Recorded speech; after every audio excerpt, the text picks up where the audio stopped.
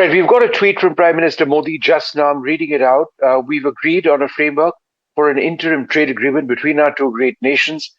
I thank President Trump for his personal commitment to robust ties between our countries. The framework reflects the growing depth, trust, and dynamism of our partnership. It strengthens Make in India by opening new opportunities for India's hardworking farmers, entrepreneurs, MSMEs, startup innovators, fishermen, and more. It'll generate large-scale employment for women and young people. India and the US share a commitment to promoting innovation, and this framework will further deepen investment and technology partnerships between us. The framework will also strengthen resilient and trusted supply chains and contribute to global growth.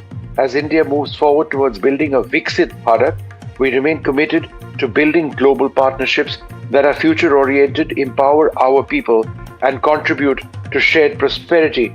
So it is interesting what the Prime Minister has said. There is no reference to oil, not that one would expect that to be the case, because India has been talking up in a very big way what this deal actually brings. And I'm just going to bring in a couple of other points, because one of the aspects was that $500 billion of trade to India, between India and the US in a finite period of time. How is that going to actually take place? We've got a little bit more detail.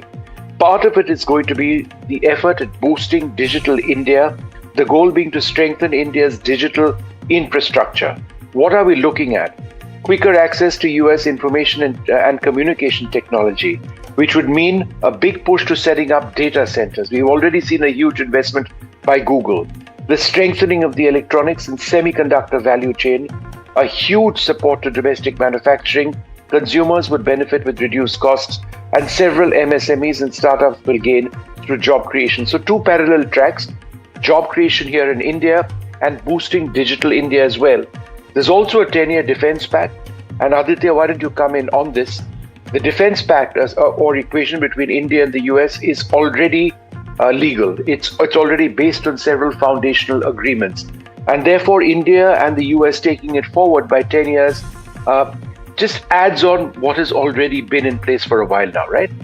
Well, that's right, Vishnu. We've had a 20-year-old strategic partnership. There was multiple levels of dialogue. I remember the 2+2 dialogue mechanism that had been in place, and there is robust cooperation through different sectors. And what essentially this framework for a trade deal that will happen does is that it creates a win-win situation. It creates a huge market access both in United States and in India. And for Indian exporters, it's a huge boom. It opens a huge $30 trillion market for them.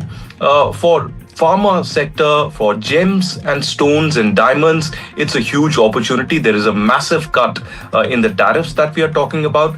The defense framework will be a 10-year arrangement, and there could be perhaps technology sharing that we talk about. Prime Minister Narendra Modi has been speaking about manufacturing. He's been speaking about Make in India, and that has been a top focus for the last many years. I remember listening to him at Hyderabad House immediately after the India-EU trade deal was announced, and he spoke about manufacturing and how better quality products and mass production will happen here in India. Similarly, after the India-US trade deal as well, look at the auto parts that we are talking about.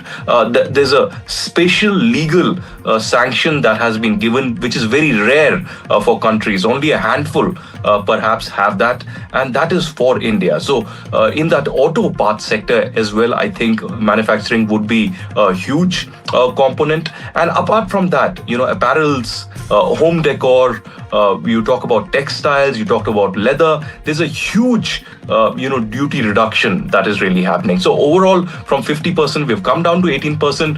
Who knows? Perhaps there are expectations that they could further go down to 15% in the next few months. So that's what we are waiting for. The final blueprint of this entire trade deal that will come out in March. The negotiations are still underway. Remember, this is just a framework and a joint statement of the intent of both these countries to come out. Now, many would assume that, the Russian oil or the Russia-Ukraine war or the India-EU FTA made this happen, but finally we have it here. A lot of this anxiety or the kind of statements that we saw are in the past, there would be certainly a lot of questions that the government will have to answer on the Russian oil front. But Prime Minister Narendra Modi, External Affairs Minister Jaishankar, and Commerce Minister Piyush Goyal, and finally the Finance Minister cheering this morning this entire FTA that has come out. Domestically speaking, of course, there are a lot of questions that are left unanswered that the government will perhaps answer in the next few days. Because remember, we are also speaking about this deal at a very geopolitically tense